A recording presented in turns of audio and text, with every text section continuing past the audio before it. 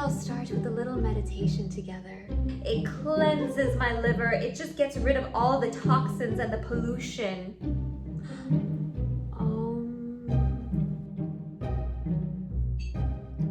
Fried avocado. Can I have some of that avocado? They do say that I've always been ahead of my time.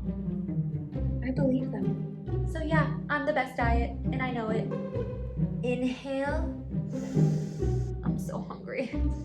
Exhale. Oxtail. Keeping track of calories, counting every step. Pork loin. You know, this whole Fitbit culture is very toxic. Honestly, it's the healthiest thing you could eat. With so much conflicting information out there on what the best diet is, your favorite registered dietitian is here today to interview some of the popular diets today, discuss the pros and cons, and tell you what she thinks. And why should you trust her for this information? Well, not only does she have a master's degree in clinical nutrition, but she has also counseled over 90 clients one-on-one. And why am I talking about myself in third person? I do not know. Before we get started though, let me just tell you guys, even though I'm a dietitian, I'm not your dietitian. So please talk to your doctor or your dietitian and do not take this video as a substitute for medical advice. Just smothered in oil and cheese and bacon and just like extra oil. Initially, the ketogenic diet was actually meant for children with epilepsy who were not responding to medications. And when they were put on this ketogenic diet, their seizures almost completely stopped and they did not need the medication. So that's how the keto diet was initially prescribed. But now in the mainstream, we obviously see people using the keto diet for weight loss. And those on the keto diet may restrict their carbohydrates anywhere from 30 grams a day or as high as 100 grams of carbohydrate per day. Honey, while you're out, could you get me a bulletproof coffee? When you're restricting your carbohydrate that low, it can be difficult to get enough fiber in your day. Think about it. I mean, we need about 25 to 38 grams of fiber every single day. And fiber is a carb food. Fiber comes from carbohydrates. It's already difficult for us to get enough fiber because fiber is mostly found in like fruits and veggies and whole grains. I mean, just take, for example, 3 or 4 days and track your food in MyFitnessPal and just see on average how much your fiber intake averages. And fiber is really important to help bring down our cholesterol, to help stabilize our blood sugar, to feed the good bacteria in our gut. So it actually supports a very healthy gut microbiome. Hey, cheers, girl. Cheers.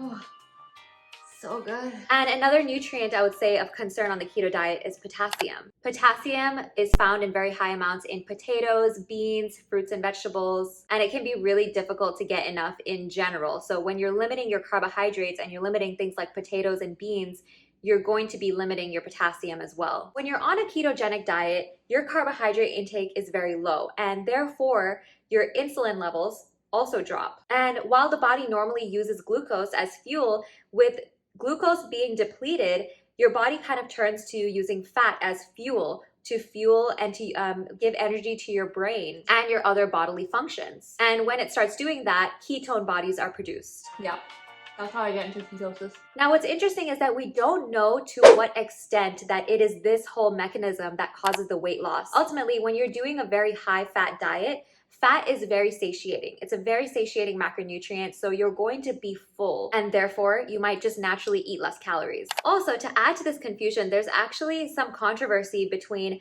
the negative health effects of saturated fat. In the context of a very low carb diet, it seems that some saturated fats may not be all that bad for our cholesterol.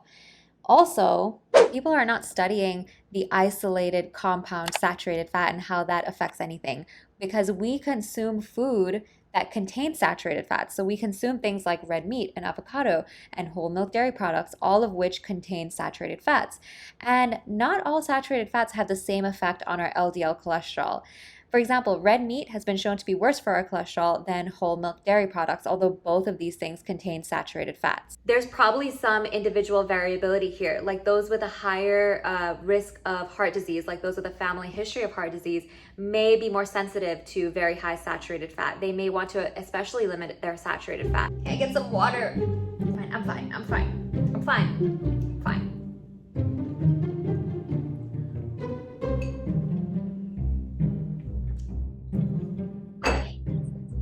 So Needless to say, this is all very confusing and it can kind of make healthy eating seem so confusing. One probably like benefit I would say of being on the keto diet is that you are so meticulous with the amount of carbohydrates that you're eating that you actually start to pay attention to calories and carbs and protein and fat, and you learn a lot about the basics of nutrition. But I could also see this as a con because you might be so, actually, dare I say, obsessed with the calories and the carbohydrate, and it might cause you to be a little bit too meticulous and a little bit too obsessed with your diet, which would that cause you to then neglect other aspects of your life, like relationships and social, like bonding with other people over food. For some people, it might be okay. For some people, it might be unhealthy and obsessive. On the other hand, I think there are some good things we can take away from the keto diet, like learning about what carbs to increase and what carbs to decrease. Like we want to decrease these sugary sodas and juices, other sugary drinks, and refined carbs. But at the same time, it's not a horrible thing to increase healthier carbs, healthier high fiber carbs, like whole grain bread, whole grain pasta, lentils, beans, edamame. All of these things that are gonna have lots of fiber and nutrients that are gonna be great for us. The keto diet also may not be right for people who are foodies or for people who really like to eat out at restaurants. Although these days I do see a lot of restaurants carrying keto-friendly options, but again, you have to be super meticulous and careful with the carbs that you're consuming, because going in and out of ketosis day by day can cause a lot of negative symptoms like the keto flu. So do you think you can do the keto diet for the rest of your life?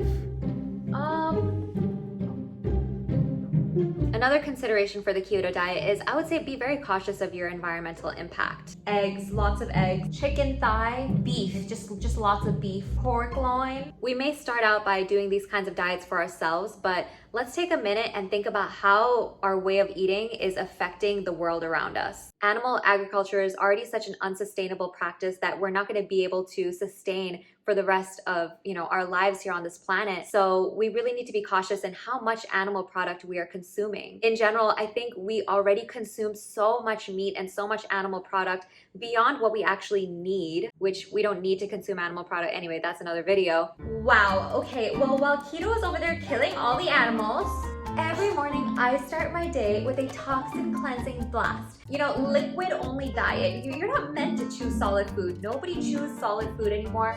We just need to drink it just like a baby. It's basically like drinking mother's breast milk, but better. What do you put in this toxin cleansing blast? 3 cups of organic pineapple juice, 3 cups 5 of apples, 5 cups 1 of cup of mango, mango, 1 banana, pineapple, and 2 almonds. For some protein. Miss Juice Cleanse lady over there really needs to calm down. In fact, I think she's toxic. In fact, all of you are toxic. Some people may do it for 1 or 2 days. Some people may do it for up to 2 weeks. Some people may kind of do their own little homemade juice cleanse,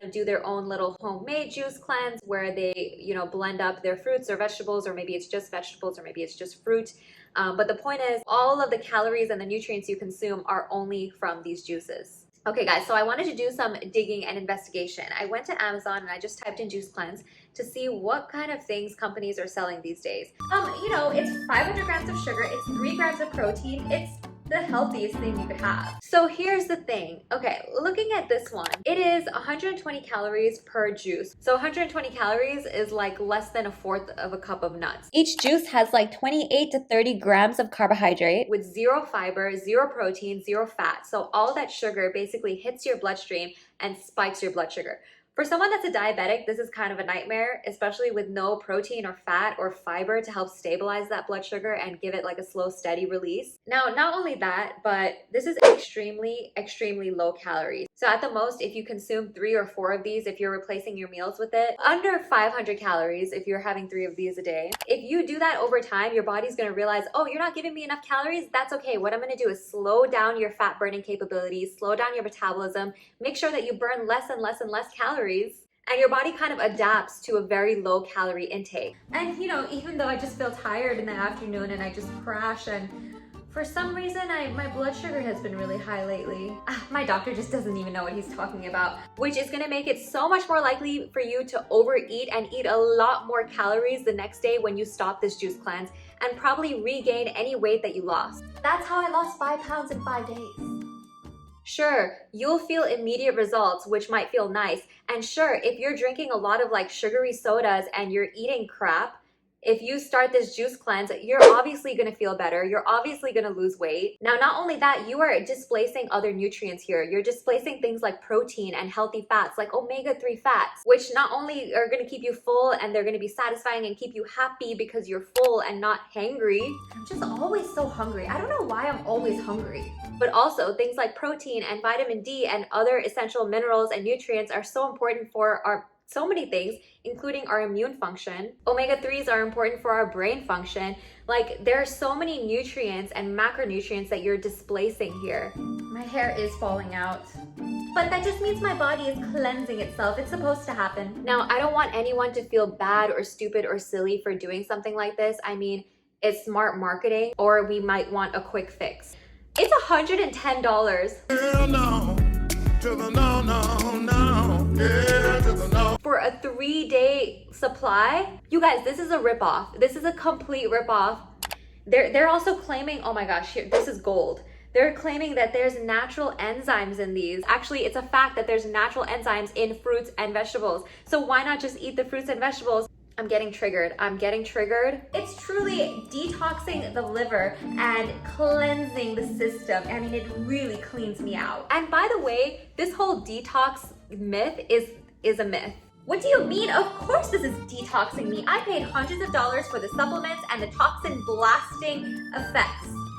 It's lavender, it's calming. This interview is stressing me out. Negative vibes. If you're a person, if you're a human being that breathes, if you poop, if you pee, if you sweat, and if you have a working liver and at least one kidney, you are able to detox yourself. Now, sure, there are things we can do to optimize that system, like exercise, like drinking water, because exercise is gonna cause you to sweat, drinking water is gonna cause you to pee, eating fiber is gonna cause you to poop, and you're pooping and peeing out toxins while you do these things. You do not need to, give your digestive system a break. You do not need to go on a fast or a juice cleanse to do these processes that your body is already naturally doing. By the way, there's very little scientific evidence to support the efficacy of any of these juice cleanses. In fact, there has been some research studies to show that these juice cleanses can cause things like kidney stones and disordered eating tendencies. And also, there was one 2013 case report which a patient developed acute renal failure due to juicing from like an oxalate overload. So this 81-year-old dude was trying to lose weight and he decided to juice. He had chronic kidney disease and he also had hypertension. And he ended up in the hospital because he was consuming so many of these juices that were very, very high in oxalates, because fruits, vegetables, they're high oxalate and low calcium. He needed dialysis for 10 days, and it took 4 months for his kidney function to return back to normal. A very high vitamin C intake can cause calcium oxalate stones and renal failure, and 5 patients that they reviewed actually had a very, very high level of vitamin C intake from all of these juices, which caused renal oxalosis. So actually, juicing in this excess way can be dangerous. So I actually would consider this an extreme diet, and I would never recommend it. Also, too much liquid is not a good thing. It can lead to something called hyponatremia. And there was actually one time when I was working at a hospital in Dallas where I actually encountered a patient who developed hyponatremia because he was or she was consuming like so much water, too much liquid, and they were in the hospital as a result. So, I can see how this short-term juice cleanse can cause kind of like a jump start into healthy habits and can make you feel clean. What is this obsession with like clean? I want to be clean. Ugh, don't touch me with that. Anyways, it's hard for a dietitian to condone something like this because you're going to be missing out on essential macronutrients that are going to keep you full, that are so important for our bodily functions. And because you won't really be able to keep this up long term. Like I said, if you're in it for weight loss, you're just going to regain the weight once you stop the juice cleanse. So what's the point of even doing this? And I know the thing is, like, people really do fall for these things, and it makes me so sad because we don't need to treat our body like this. We don't need to do this to our bodies. This is not helping our body. It's just going to hurt it in the long term. Okay, all of you guys are weaklings. I haven't eaten anything since 8 p.m. last night.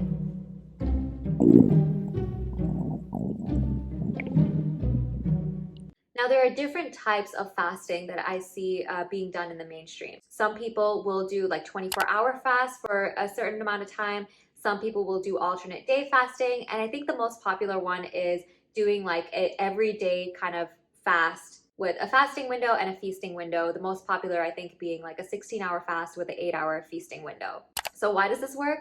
Well, calorie deficit is one thing, is one theory, which I think, like I said, all of these diets have in common, is that it's causing a calorie deficit, you're eating less calories, and therefore you're going to lose weight. But another hypothesis is, again, ketosis, because during this fasting period, some people might enter into a state of ketosis, which could possibly cause more weight loss. Although again, this is a little bit controversial. We can't say without a shadow of a doubt, and research has not shown that it is 100% the ketosis, and this is the main thing that's driving the weight loss. Because in fact, there have been studies that have looked at those who were on intermittent fasting and those who just had calorie restriction. So they just restricted their calories, but they did not fast. Both of these groups lost a very similar amount of weight. The intermittent fasting group did not have anything special going on that caused them to lose more weight or have any kind of advantage when compared to the calorie restriction group. Black coffee.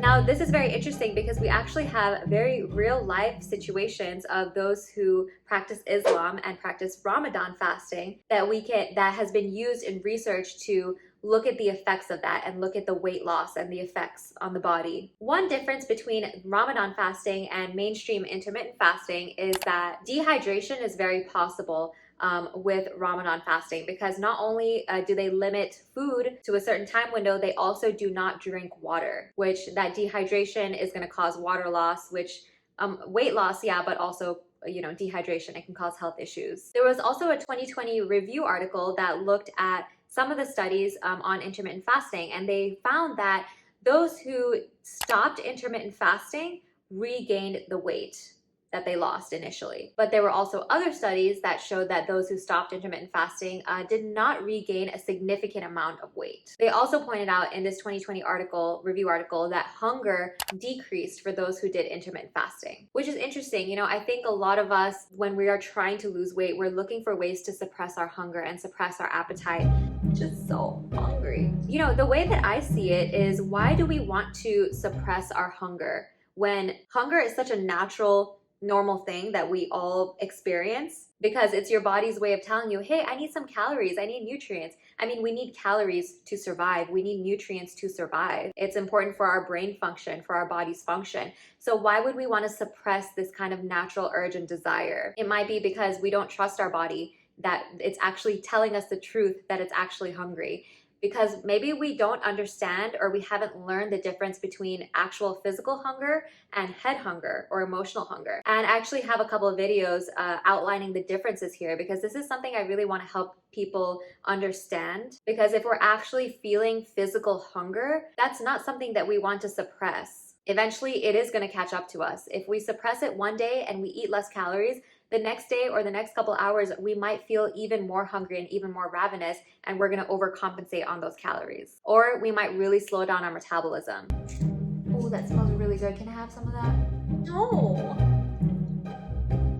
So I would urge people, instead of trying to avoid and suppress their hunger, why don't we learn to live with it? Why don't we learn the difference between physical and head hunger? Another thing I find interesting about intermittent fasting is it goes against the old adage of breakfast is the most important meal of the day. There has been some research studies to kind of explore this. Is breakfast actually the most important meal of the day? Is it better to eat breakfast, or is it better to not eat breakfast if you're trying to lose weight? There was this one 2014 study that was a randomized crossover pilot study, which examined the effects of normal protein versus high protein breakfast in breakfast skippers. And what they found was that those who ate a particularly high protein breakfast had less food cravings throughout the day. But does this actually lead to weight loss? And to prevent weight gain, is it better to eat breakfast or to skip breakfast? Well, some research studies actually suggest that the effect of our weight on breakfast eating or skipping might actually be dependent on our normal habits at breakfast time. So this, I think, is an area that needs to be researched in more detail, but it's very interesting because it kind of goes against the advice of intermittent fasting. I think maybe the takeaway message here is it based on the individual. Everyone is going to respond differently. One consideration with intermittent fasting is that you tend to limit your calories at night, which I think is a good general rule of thumb. So I often tell people who are trying to lose weight, it might be good to have a cutoff time for food. And maybe it can be flexible. It doesn't have to be the same time every day, but maybe say, okay, like after 8 p.m. or 9 p.m., I'm not gonna eat anymore, without needing to do like, intermittent fasting, which can be a little bit more rigorous and unsustainable. So one pro of intermittent fasting is that during your eating window, you can kind of just eat whatever you want. It doesn't require tracking your macronutrients. You're not limited. You can go out to a restaurant. You can, be a foodie and eat whatever you want. But one thing I will say that it is not for everyone. In fact, my personal opinion is that maybe through doing intermittent fasting, it can kind of trigger disordered eating. And disordered eating is different from an eating disorder. It might also, teach yourself and teach your body that you can't trust your hunger and not to respond to your hunger signals at all. And as a dietitian, in my opinion, I think people would do so much better if we, again, actually start to learn about our hunger instead and learn to work with it. Another downside I see of intermittent fasting is that if you're so starving by the time you get to your first meal, it can be really difficult to eat slowly and then not feel so like full and bloated and crappy. I know when I am like so starving on the hunger scale, when I'm like a 1 or a 2 or even a 3 on the hunger scale, I tend to want to eat more, I tend to eat faster, and then swing all the way to like a 9 or a 10 and become uncomfortably full, which doesn't feel good. So that's why I say instead, I think it's so important to learn about this and to learn about your body, because that might be so much more sustainable than, trying to shut this natural process of your body out, this natural like hunger that everyone's body experiences. Finally, I'm starving. Does anyone want to go to Taco Bell? I can't go to Taco Bell. I'm on a no-carb diet. I'm intuitive eating. Let me tell you a little something about me. I eat whatever I want, whenever I want it. And usually, I crave salads and vegetables and chocolate. Life is like a box of chocolates. And sometimes I will eat all the chocolates, but usually I won't. You really gotta smell the almonds to experience it.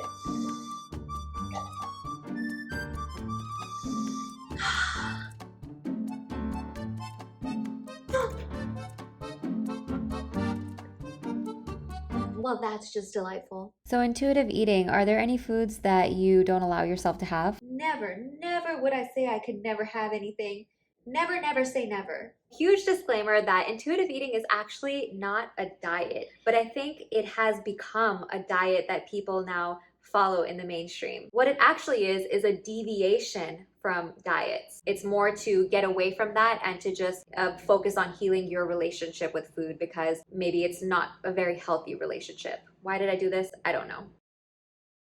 We do not need to worry about calories. We do not need to worry about steps. It's a way of learning about your body and learning about yourself, honoring your hunger and your fullness. But I think it's so important to know that it's about giving yourself grace and understanding and not beating yourself up if you don't happen to stop at fullness. It's not about being perfect. It's actually just about being gentle on yourself and not beating yourself up for overeating or undereating. Kind of like radical empathy towards yourself, perhaps. Learning to respect your body and accept your body. Learning to combat the food police in your head that says this food is good and this food is bad. It's learning how to eat and move and be in a way that is more mindful and not focused on weight at all. That's how you achieve world peace. So intuitive eating, let me ask you, what do you think about starting a diet for weight loss? No. Wait, no. Don't say that word in front of me. We don't do that here. We don't do that here. That's a no for me, sir. No, thank you. Ma'am. No, we don't do that. No, that's okay. No, not that. No. No, we don't do that here. No, ma'am. No, we don't do that here. So intuitive eating is actually not meant to be a weight loss strategy. It's actually a weight neutral approach to eating and living. The result of it could be weight loss, it could be weight gain, or it could be nothing happens to your weight. But I think the point is just to heal your relationship with food and have a more peaceful relationship with food and your body. It's a lot more than just eating when you're hungry and stopping when you're full. But I think one major myth about intuitive eating that I tend to hear is that, if intuitive eating kind of just tells you to eat whatever you want without a care about nutrition at all. People always think that I pig out on pizza and chocolate and all the things, but people just don't understand me. Very misunderstood. And people always judge me. But you know what? That's okay. I accept it.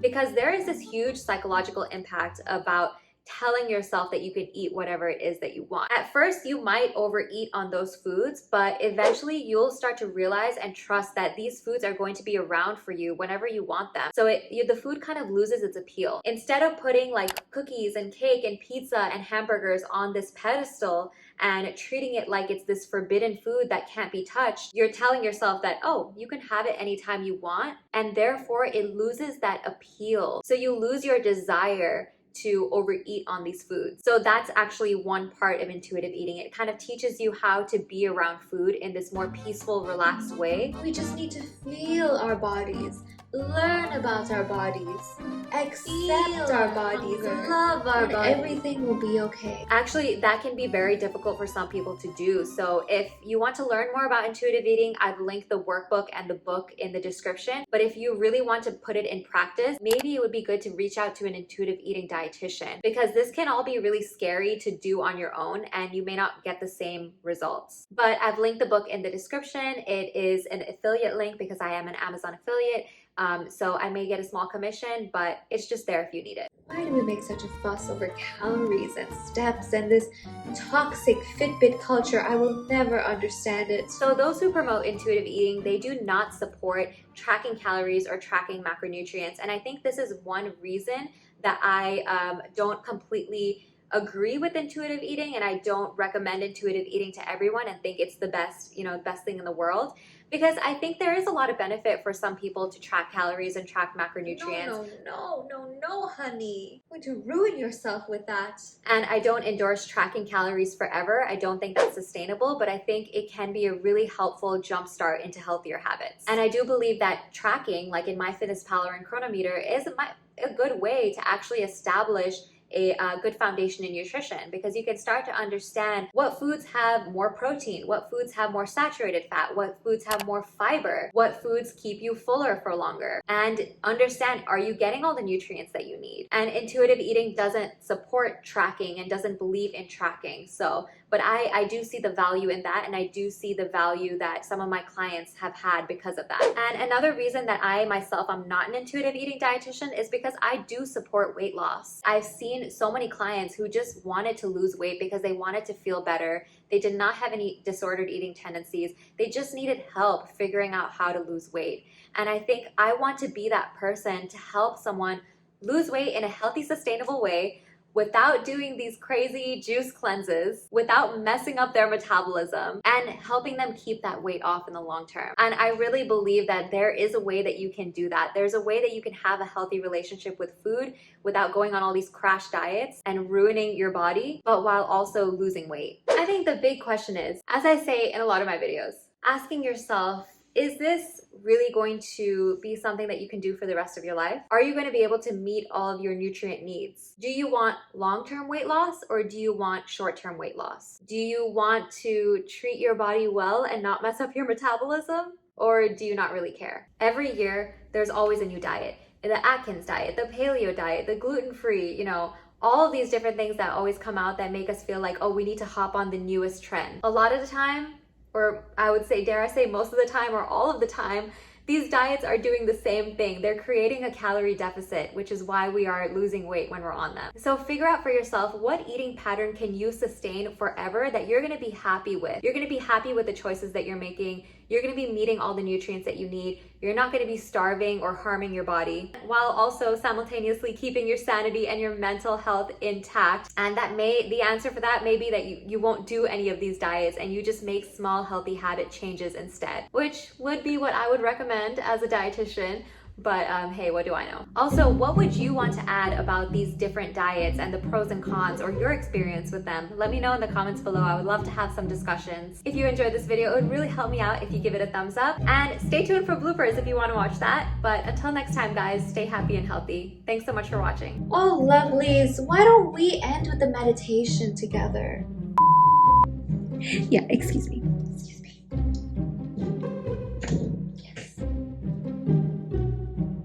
Animal agriculture is Oh, what's 120 times 3 or 4? Oh, this it's my pet avocado. You know, I can't go anywhere without it. I just love avocado. 120 times 3 is... I just need food. If I wanted a box of chocolates, I would eat that. You know, I just don't need that much protein. My soul belongs in the 1980s. 300 plus. No! We gotta feel our fullness. Black coffee. There's also a 2017 randomized control trial in which they found that weight loss was similar for... Oh, that's the same thing. Oh my god. I can't go to Taco Bell. I can't go to Taco Bell. I'm on a no-carb diet. I can't go to Taco Bell. I'm on a no-carb diet. No. Embrace life's possibilities. Embrace chocolate. We can eat anything we want. Avocado. Yes, that does sound delightful.